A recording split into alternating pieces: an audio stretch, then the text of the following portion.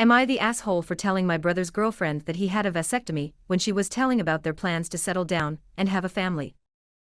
My brother, Mark 40, won the lottery when he was 20. It was $1,000 a week for life. He was young and wanted to travel. He dropped out of school and has spent his entire adulthood basically seeing the world.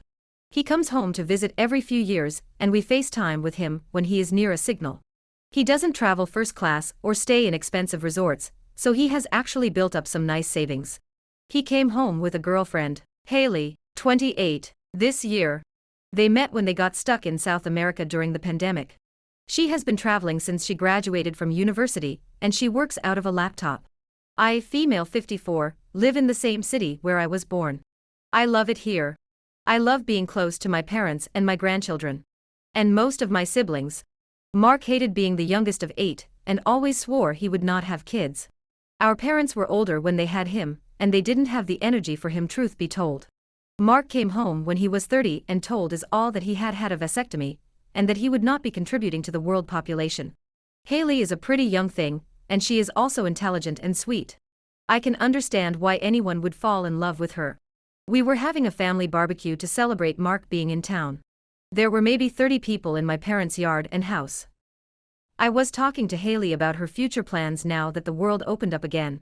She said that she was ready to settle down and start a family.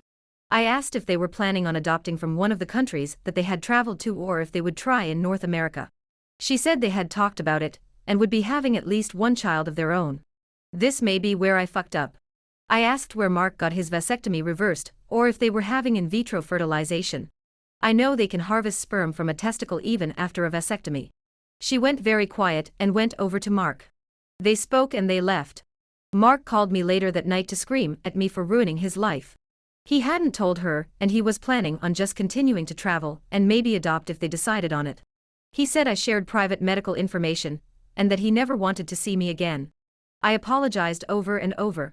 I seriously had no way of knowing that he was planning a future with this girl without telling her a pretty big piece of the puzzle might be missing. I feel bad for him, but I think he should have told her.